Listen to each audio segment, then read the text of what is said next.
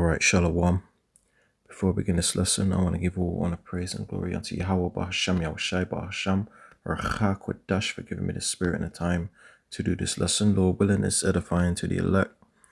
Double honors to the elders and the apostles of Great Millstone who rule well, who I learnt this 100% truth from. Shalom to you, brothers on the highways and hedges, teaching this gospel in all sincerity and in truth. Lord willing, you're a part of the elect. And shalom to you, Akwaf, meaning you Israelite sisters that are in order, watching and learning in silence and doing what you're supposed to do according to the scriptures. Shalom to you, and shalom to you, Israelites scattered abroad that may look like these other nations. But you see, line goes back to Abraham, Isaac, and Jacob, which makes you of the chosen seed line, regardless of your appearance. Because this thing ain't about color. It is about the chosen seed line whose salvation is for. So shalom to you. Right. So in this lesson, it probably won't be too long, but I just want to, bring a few things to your attention that I came across on social media lately. And basically, Esau is basically a cunning hunter, even to this day, as it states in the book of Genesis, chapter 25, and verse 27. But we're going to get to that. All right. But first, before I read this, right, because, this just shows the character, this video I'm about to show you shows the characteristics of Esau Edom. And this is what you can expect from him. The Bible describes his characteristics, and it was put in there for a reason, so that you can identify this man in these days that we're living in now. Okay, because a lot of people out there like to try and teach that Esau is the Arabs or something like that. But that's because these people aren't spiritual, and they're not looking at things with a spiritual eye, when it's evident, it's clear as day, that Esau is the so-called white man. But I want to bring this to your attention because Esau has always loved to hunt, and what came out in the Epstein files is that he was hunting people for sport and for fun on his island, on that Epstein island. Okay, now I want to show you this clip real quick. Check this out. Dangerous game, as they referred to. This most dangerous game, as they referred to it, was a matter of human hunting. And when a mind control slave such as myself was stripped of clothes and turned loose in the woods, I was then hunted by George Bush, Dick Cheney, and Bill Clinton, among others. But they were the main ones. I do not believe that it was necessary for them to have subjected me to this form of trauma. There were so many other traumas going on at the time. My mind was already prime conditioned for mind control program. So I really don't understand it, except for the fact that they found great pleasure in this form of human hunting. Did you sleep with George Bush yourself? No, never. Even though he was present when he had turned me loose in the woods, he also had turned my daughter, Kelly, loose. She was only 6 years old at the time. When Kelly was brought in, she said that she had been caught, same as me, to quote her, in that so-called most dangerous game. That was to make her feel responsible for the sexual abuse that followed. George Bush sexually assaulted my daughter, and Dick Cheney sexually assaulted me. So this is an old video, as you can tell, and she's naming a bunch of people like Dick Cheney, which you see on the screen right here, and what was it, Ronald Reagan, Bill Clinton, I believe she said. But these people were rumored to be hunting people and having like hunting parties on the Epstein Island, okay? Because this is basically an island, a secluded place for the wicked elites that can, a secluded place where they can just do whatever they want, live out their wildest, darkest fantasies. And what's coming out is basically revealing the heart of these people, that they are wicked to the core. Just like Job 9:24 states that the earth is given into the hand of the wicked. So these people that are ruling the earth, that are the ones, with their hands in the governments and, central banks and stuff like that. These people that are making the decisions in the world, these top elites, they're wicked to the core, and they are the wicked that the Bible is speaking about in the book of Job 9:24. Okay, now we bring this out multiple times, and it should be stuck in your head by now, and Lord willing, people that don't know this may come across this video and make sense of it, see that, hey, this is true, because we're bringing out the Bible in a way that hasn't been brought out before in Christianity. And this is, the right spirits are going to gravitate toward this truth, and then ultimately in the end, more than likely get delivered. And that's why we do these lessons, is to fish out the elect. Okay, is to wake up the elect and show them who their enemy is and what he's up to, and linking it back to Esau, who had to be revealed in the end times before the return of our Lord Yahushua, who the world ignorantly calls Jesus. Right now, like I said, I want to read Genesis 25, because this is an account where Esau first came into the world, or when he came into the world, when that wicked seed line came into the world as Esau. Let me just put it that way. Okay. Now, I'm going to start at verse 19. Genesis 25:19, it says, "And these are the generations of Isaac, Abraham's son. Abraham begat Isaac. And Isaac," so we all know who our forefather Abraham is, right? We all should know that. "And he begat Isaac." He had a son named Isaac. And it says, "And Isaac was 40 years old when he took Rebekah to wife." It says, "The daughter of Bethuel, the Syrian of Padanaram, or Padanaram." It says, the sister to the Ban, the Syrian. All right, we're getting to the point. Verse 21, it says, "And Isaac entreated Yahweh." The Lord in all caps is Yahweh, which is his name. It means he exists, or he is to be.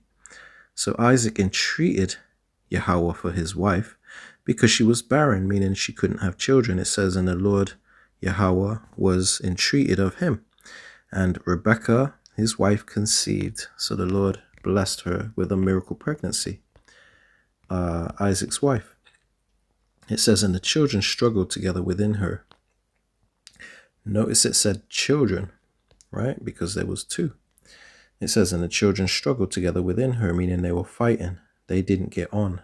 Since the womb, they always had beef with each other. It says, "And she said, If it be so, why am I thus? And she went to inquire of Yahweh." So she said, if I'm blessed with this miracle pregnancy, why am I having these complications? That's what she went to inquire with the Lord about. It says, and in verse 23, "And Yahweh said unto her, 2 nations are in thy womb, and 2 manner of people shall be separated from thy bowels." See? So the Lord had her give birth to 2 races of people.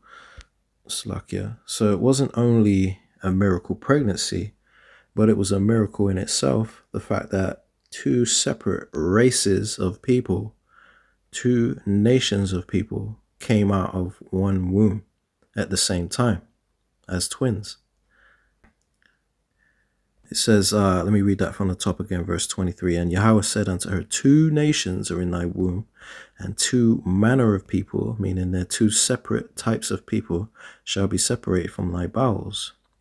Okay, we're going to get to the point in just a second, okay? It says, "And the one people shall be stronger than the other people," which is Jacob is stronger than Esau in every way. It says, "And the elder shall serve the younger." Okay, and the elder is Esau because he came out first, which we're going to read in just a second. So what it's saying is that eventually they're going to serve us. Right now we're serving them because we're at the bottom, but the Lord is getting ready to do a switcheroo, because the last is going to be first and the first is getting ready to be last. Okay, so in verse 24 it says, and when her days to be delivered were fulfilled, behold, there were twins in her womb.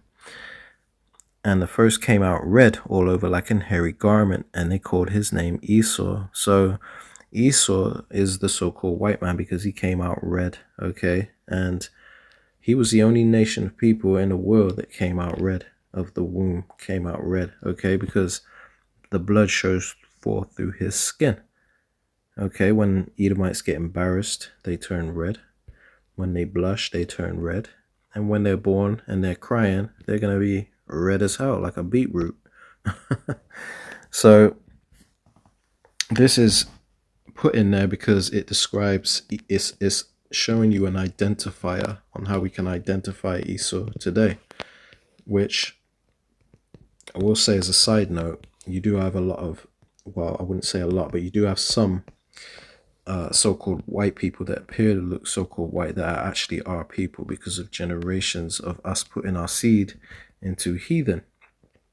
So it's not about appearance today, but back then it was.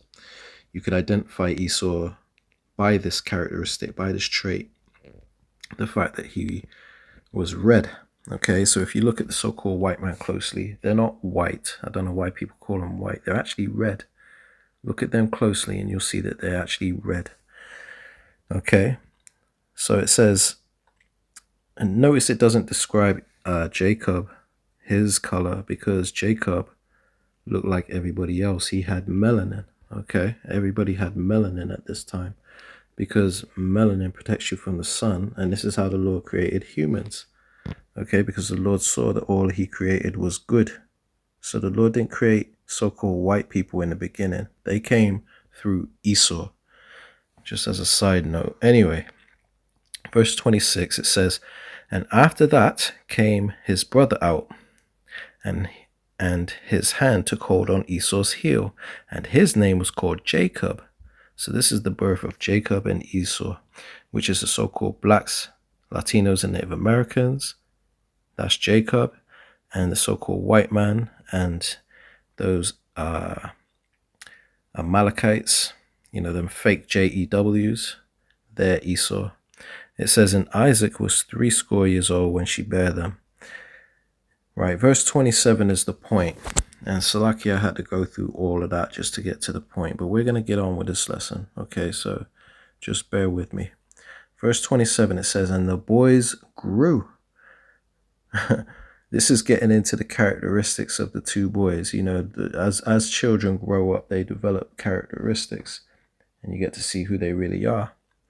So when the boys grew, it says Esau, and Esau was a cunning hunter. A man of the field, meaning a man of the world. He likes to skydive, rock climb, all of that madness. Bungee jumping, all of that. It says, and Jacob was a plain man, dwelling in tents. So Jacob loves to chill. He's laid back. Okay, he's just cool. He's a cool cat. He likes to kick it, man. All right. But Esau, you got to understand, he always was a cunning hunter, and he hasn't changed to this day. This is why in what they thought was in secrecy, which all came out in the open, which is also a part of prophecy. You know, they were on that island hunting people. Okay. Now, I want to show you another clip because this is the main reason I wanted to bring this out. They were not only hunting people, they were hunting so-called black people specifically. Check this out, and then we're going to speak on it. Apparently, Epstein emails expose disturbing parties for hunting black people. These motherfuckers, not only did they have to traffic children, rape them, beat them, murder them, torture them, drink their blood to maintain youthfulness, literally cause most of the bad things happening on Earth now. All these world events like 9/11 and so many other fucked up things, and poisoning our food. But now, according to the emails, they had hunting parties to kill black people. This is not a fucking conspiracy theorist, guys. Bro, I will show you the emails. going to mean Lana's party now to hunt, right? You're probably thinking, oh, they're probably just hunting animals. Wait for it. Guess what? They are. Yeah. So they were essentially Niggers is what it said. You know, Esau has a perpetual hatred for Jacob, and these are the bywords they call us because we're under the curses of Deuteronomy. But the good news is that these curses are soon coming to an end, and they're going to be put on these devils, and you're starting to see the fall of their kingdom, which means that these curses are not far off from, you know, being put on these people that hate us. Okay, this is their end, man. Anyway, go ahead and continue. Hunting black people on Epstein's island, on top of raping kids, torturing kids, murdering kids, kidnapping children. And then he has the fucking audacity to say, thanks, thrilling hunt. This was 2016, guys. 2016. This was not the night. This was 2016. 2016. The peak of SoundCloud era. Way more recent. Oh, it was 10 years ago. This was way more recent than you guys think it was, bro.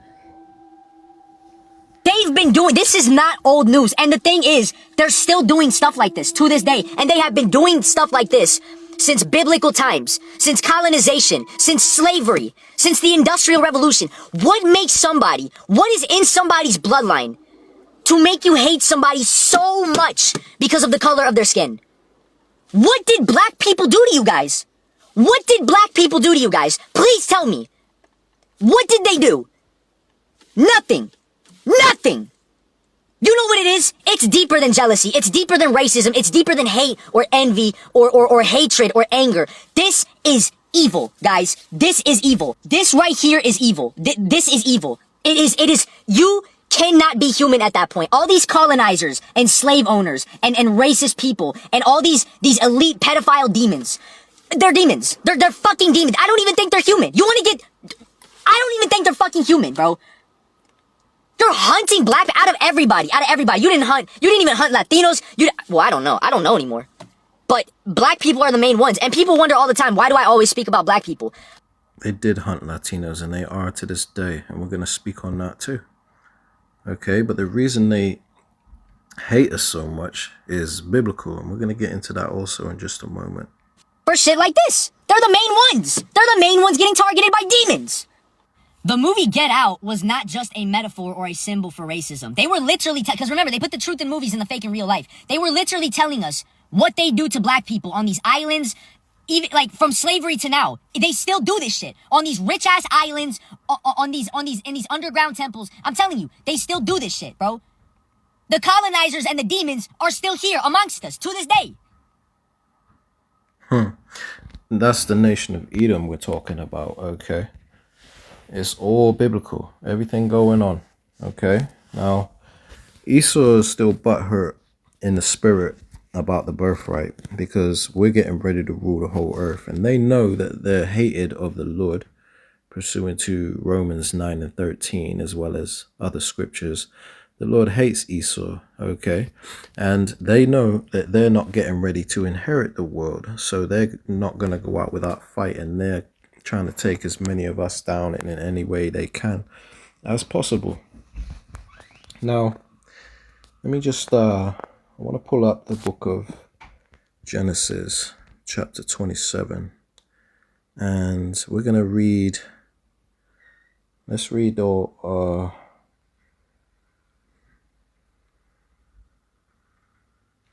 I'm trying to figure out where to start because I don't want to make this lesson too long. But basically, this right here explains why they have so much hatred for us. Because basically, Esau sold his birthright to Jacob. Okay, he despised his birthright and sold it for a little bit of food, red meat. And,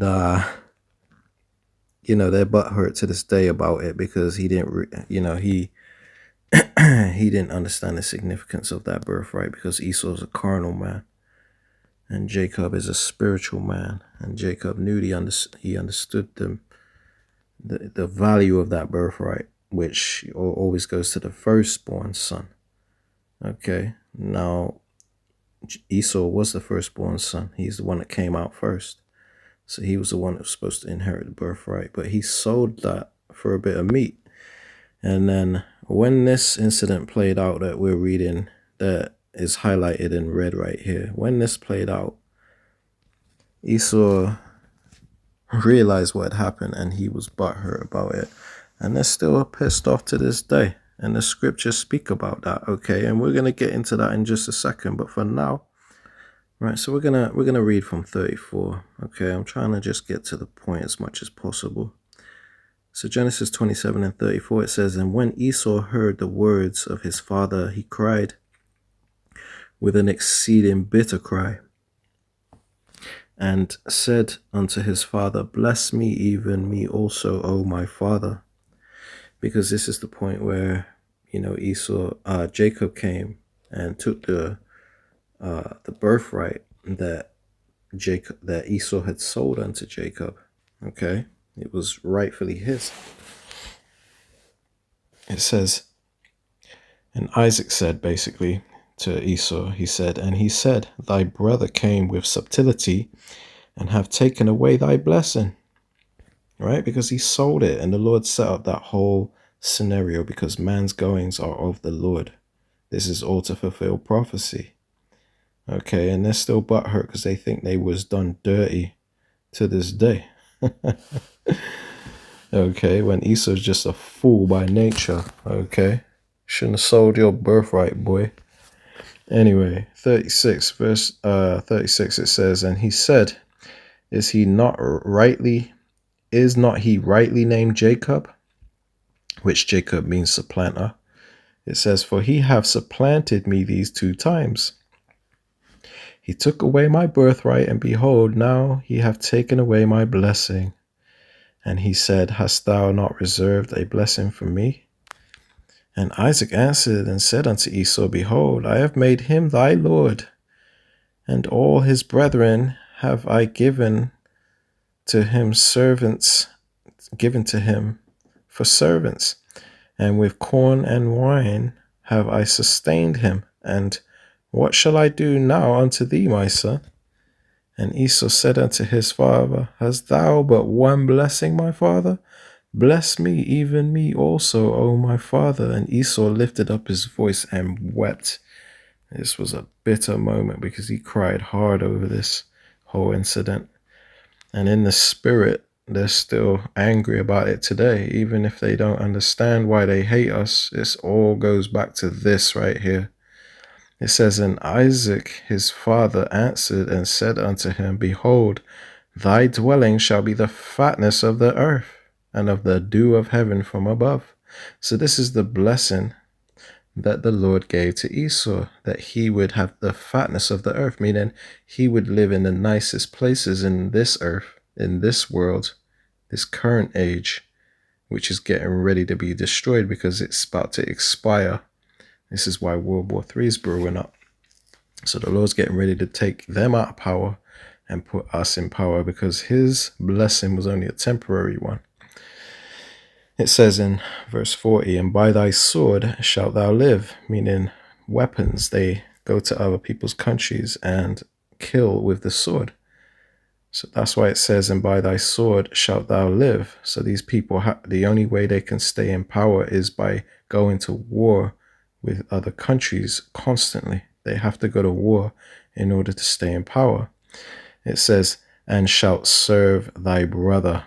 Okay, so this isn't talking about the future serving of us, because during what they call the Dark Ages, we were ruling the earth. Okay, so they were serving us then. So it says, "And it shall come to pass when thou shalt have the dominion, that thou shalt break his yoke from off thy neck." So this is when Satan got loosed from the bottomless pit, which is Europe, and it's called the bottomless pit because it has no natural resources. It has very minimal natural resources. So these people came from Europe and went and they came up into power through Alexander the Greek, and that's how they spread themselves and went around conquering with the sword. By thy sword shalt thou live. And that's the reason they're in power today. It all goes back to this. So, they broke our yoke from their neck, and now they're in power. So verse 41 is the point. It says, and Esau hated Jacob. So the so-called white man hates the so-called blacks, Latinos, and Native Americans because of the blessing wherewith his father blessed him. And Esau said in his heart, meaning in his mind, it says, the days of mourning for my father are at hand, because Isaac was on his deathbed when he gave the boys their blessing.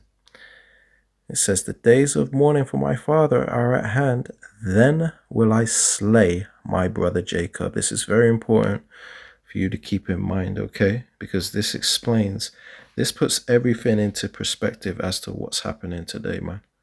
This is why Esau hunts us on islands and does all the other atrocities that he does toward us, man.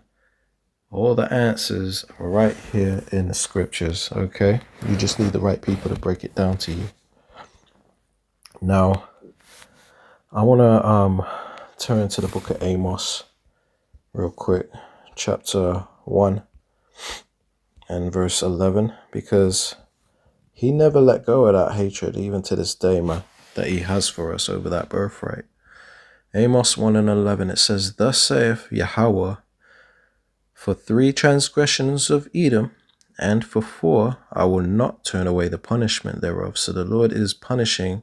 He's getting ready to punish these devils, man, these Edomites that are ruling the earth today, the so-called white man.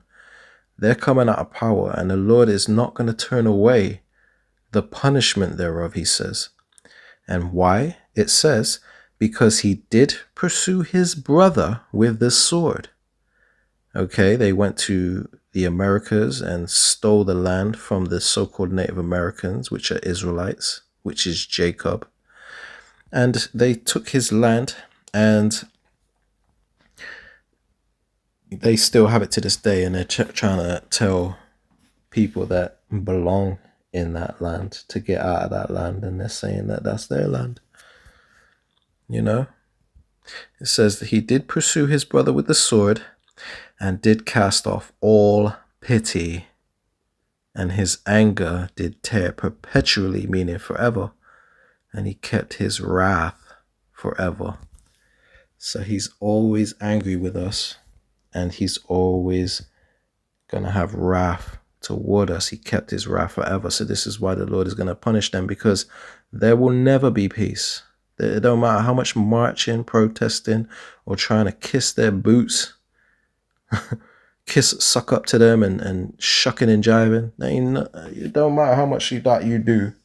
They're never going to like you, okay? There's nothing you can do, because it's a biblical hatred, man. It's an ancient hatred that goes back to the womb of Rebecca when we were fighting. We'll never get along. And this incident right here, where, Esau sold his birthright, this really put the cherry on top, basically. And they're angry to this day. So this is why they hunt us. It says here that he did, because he did pursue his brother with the sword. Now, he pursued his brother with the sword in a small sense on these islands on Epstein's island, where he's hunting so-called black people. That's hunting, that's pursuing us with the sword on a small scale. But on a worldwide scale, they're committing atrocities to black people, so-called black people, all over the world, and the so-called Latinos and the so-called Native Americans. And on a larger scale, they're just, they're committing genocide, and they have been committing genocide against us. Okay, and they're doing it in many ways, through the food, through their jabs, through all sorts of methods. They're putting drugs and guns in our communities, pushing rap music upon us. These are all forms of sword, because they're weapons against us. And that was Esau's blessing, was weaponry. And to be a demon and commit bloodshed, man. This was, this was his blessing, which ultimately is going to end up being a curse unto him. So I want to quickly turn to the book of Psalms, chapter 37. And we're going to start at verse 24. No, it's 28. So it says, "For Yahweh loveth judgment, and forsaketh not his saints, which are the Israelites. They are preserved forever, but the seed of the wicked shall be cut off." So the wicked is the so-called white man, because he possesses the fatness of the earth. Esau, he was blessed with the fatness of the earth. And if you read Job chapter 9 and 24, like I was speaking about earlier, it says the earth is given into the hand of the wicked. So the people that possess the fatness of the earth are classed biblically as the wicked. You got to connect the dots, man. So it says, but the seed of the wicked, keep in mind, it says seed, meaning their whole lineage as a race of people, the so-called white man. The seed of the wicked shall be cut off. Verse 29, it says, the righteous shall inherit the land and dwell therein forever. See? So, we got the birthright, man. And Esau didn't understand the significance of that birthright when he sold it for a bit of food because he was hungry. Because this man is a carnal man, and he's a man that can't wait. He's impatient. He wants everything now. That's why in his kingdom, everything's fast. Everything's fast food. You got, food preserved with preservatives and wrapped in plastic so you can have it right now instead of having it, imported from other countries or whatever, where certain fruits and vegetables are native to certain lands. No, he wants everything, on speed dial, because he's a carnal man and he's an impatient man. He's a fleshly man, okay? And that's how he's ruling this kingdom, this wicked kingdom. Right, so I want to read 34, the bit highlighted in yellow. It says, Psalms 37 and 34, wait on Yahweh and keep his way. And this is what we're commanded to do. Be patient and wait on the Lord for our justice. Because all this marching, like Black Lives Matter and all that, talking about no justice, no peace, and then marching in the streets for just to be equal to this devil, man. just for them to love us, just for them to like us, which will never happen. Our job is just to wait on the Lord, because prophecy is going to be fulfilled. That's all we have to do, is trust in the Lord, man. It says, wait on the Lord, Yahweh, and keep his way. Keep his commandments to the best of your ability. It says, and he shall exalt thee to inherit the land. It says, when the wicked are cut off, thou shalt see it. And we're witnessing the fall of the so-called white man now, because World War III will be the thing to take him out. Because they're going to blow each other up with the nukes that they created. So verse 35, it says, I have seen the wicked in great power and spreading themselves like a green bay tree. So these people are, going to other countries where they don't belong and colonizing, stealing land. So he's spreading himself like a green bay tree. It says in verse 36, yet he passed away, and lo, he was not. Yeah, I sought him, but he could not be found. So this is his future. He's getting ready to be cut off, and you're going to seek him and he won't be found. He's getting ready to be taken off the earth, man. Okay.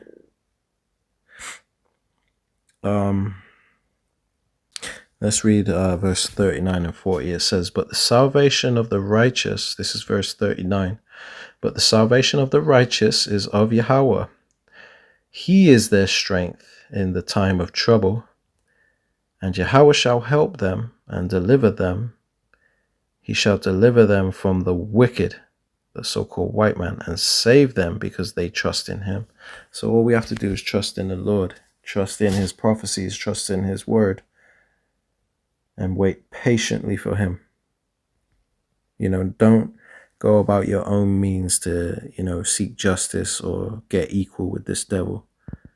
You know, don't be picking up arms and forming militias. You know, it may sound stupid to just trust in, you know, like people say, oh, you just trusting in a book. The white man wrote that book.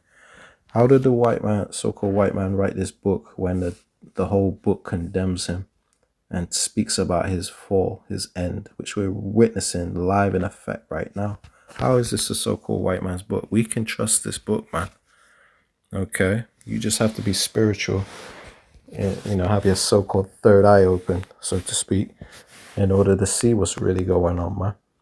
Okay? Because this man's on his way out of here, and we're going to have the peace that we've been looking for so long. Now, I want to show you another clip, because this, what am I doing? This is something that happened like a day or two ago. And it just shows you that Esau has still got that hatred toward us, man. And, you know, the fact that the earth is given into the hand of the wicked, which is Esau, Edom, the so-called white man. They're the ones that are in control of the police force and the judges and the lawyers and the doctors and all of that. So they're obviously going to find themselves not guilty when they're out there murdering us in secret. Check this out, man. See this video, this is very important. Trump just told. Alright guys, if you see this video, this is very important. Please comment, like, share, get this going viral, get all the celebrities to find it. And if you are a celebrity that follows me, please repost it and help boost your platform to get this story out. This is Kyle Basinga from Marietta, Georgia. He was found hanging from a tree today. Strange fruited. 21 years old, gone from this world. And it's alleged that authorities are saying that he somehow did it himself. Well, let me fucking tell you.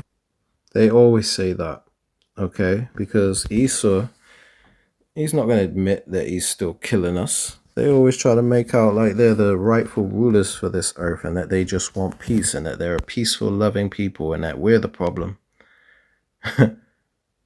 So-called black people are stronger than Esau. Just like we read earlier when in the book of Genesis chapter 25, it says, and one people shall be stronger than the other. We don't off ourselves, like we don't self-delete ourselves like they do, okay? Because Esau is weak.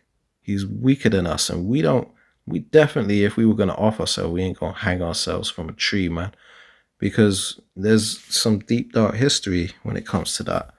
And that's not a form of deleting ourselves that we would choose.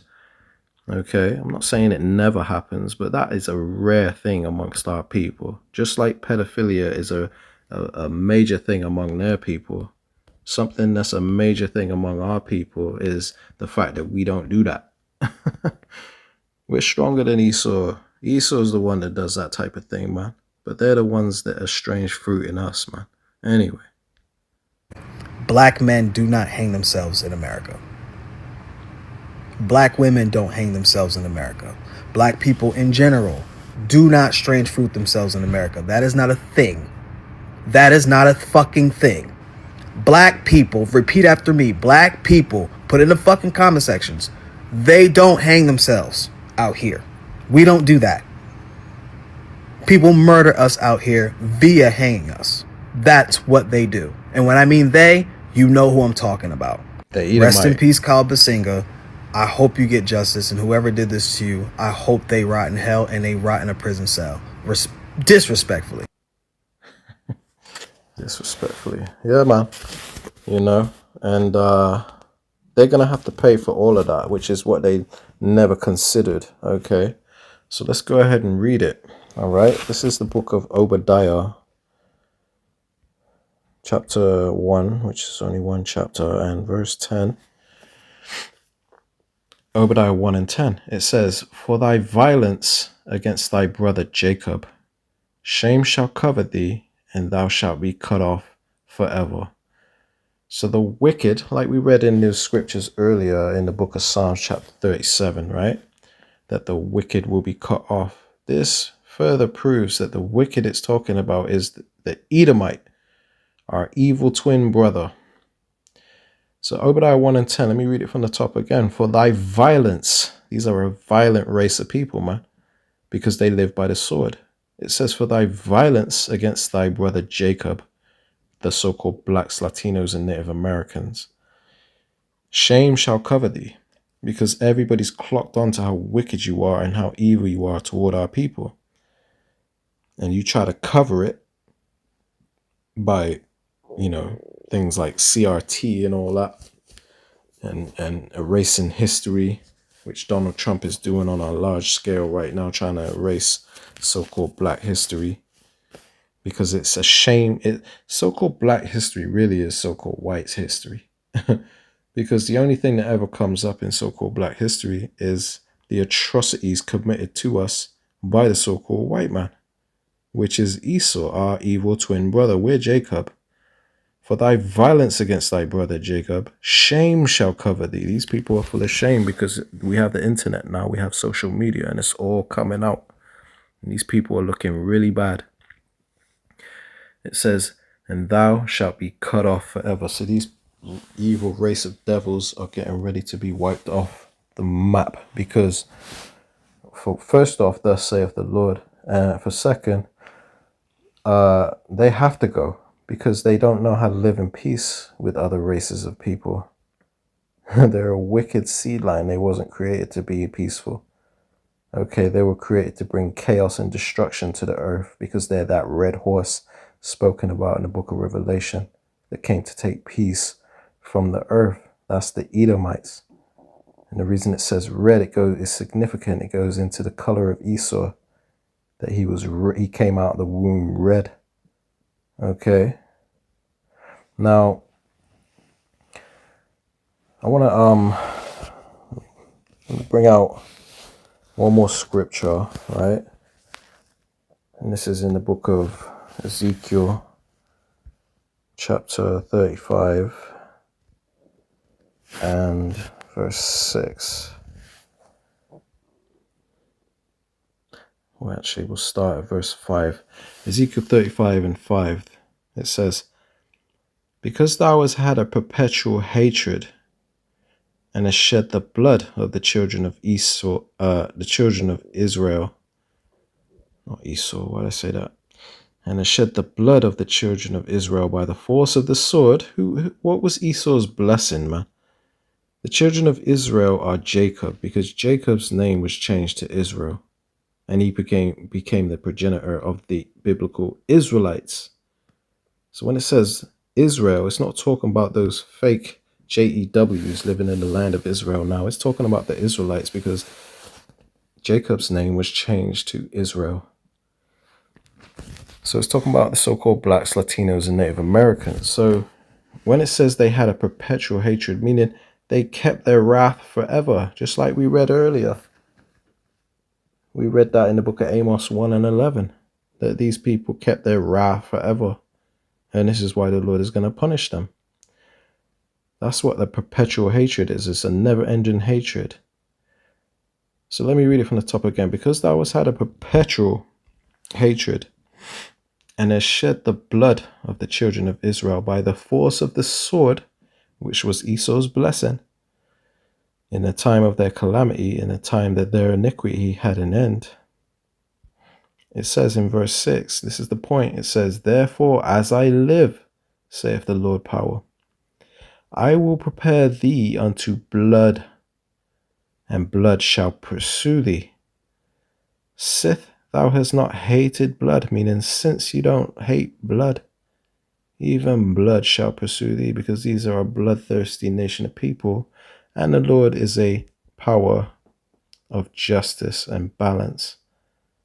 Okay, because a false balance is an abomination to the Lord. So Esau don't understand things in a spiritual level, because they're not spiritual people. They're carnal. They're evil Satanists and fleshly people. And they don't understand anything because they have a very low IQ. Okay. Yeah, especially a spiritual IQ. They have a very low spiritual IQ, man. And they don't understand it. They're going to have to pay for all the wickedness they've done in the earth. They're not going to ride off into the sunset. Who they think they're playing with, man? What they think this is? Can't just go around stealing everyone's land and think that you're just going to rule the world happily ever after. As the Lord lives, you ain't going to allow that. Blood is going to pursue you, Esau. You're out of here, man. Okay. Now, when it says, and blood shall pursue thee. Okay, you see right there in verse 6, it says, I will prepare thee unto blood, and blood shall pursue thee. Now, I found this very interesting because to pursue, right? Let's go to the Blue Letter Bible. I got it on deck. It says here, as I live, therefore as I live, saith the Lord, I will prepare thee unto blood, and blood shall pursue thee. Now let's go into the meaning of this word pursue. I found this very interesting. I want to go to shall pursue thee right there, H7291. And it says Radaf. Okay, let's quickly click on it. This is the Hebrew word Radaf. Strong's H7291. Radaf. Radaf. Okay. So what's the meaning of pursue? It means to be behind, to follow after, to pursue, persecute, run after. Ooh, that's a good one, to run after. What did they do to Jake on that island? They ran after them. So it means, it says down here, to be chased away, to chase, to pursue, right? And this all goes into hunting. Now, I found this part very interesting where it says Strong's definition, radaf. It says a primitive route to run after, usually with hostile intent, figuratively of time gone by. It says chase, put to flight, follow after or follow on, hunt. It says hunt. It says be under, persecute, or pursue. So the ones that have persecuted us and hunted us on these islands, they're getting ready to be hunted. That's why the Lord says, therefore, in verse 6, Ezekiel 35:6, therefore, as I live, saith the Lord power, I will prepare thee unto blood, and blood shall pursue thee. So the hunter is getting ready to be the hunted. Okay, Esau's the cunning hunter. That's one of his characteristics, and he's getting ready to be hunted.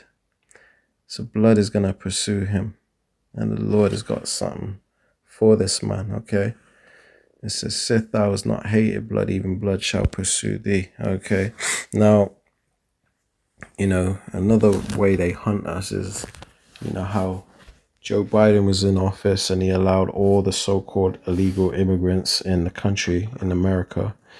And then they basically now have a hunting party where they're going around hunting Jacob on a larger scale, not just on a small island, maybe a few Israelites on a small island getting hunted for sport. On a larger scale, now they're hunting the Latinos, which are also Israelites. Okay, pretty much anyone with brown skin, but they're mainly trying to go after the tribes, mainly going after Jacob. Okay, because this is Esau's nature. He's a cunning hunter, and it was very cunning what they did, because you got to understand this Trump administration, the Biden administration, they're all controlled by the same people, which are Edomites, those small hats, them fake GAEWs. Okay. They're Edomites also.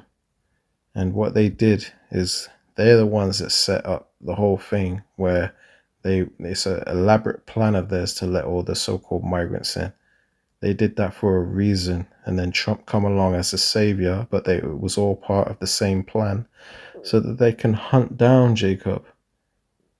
Now, this is Esau's nature, okay? So Esau is a cunning hunter to this day. And he's getting ready to pay. All right, so Lord willing, you were edified by this lesson, man. I'm going to close it out here. Give all honor, praise, and glory unto Yahweh, Bahashem, Yahushai, Bahashem, Racha, Kudash. All right, Shalom.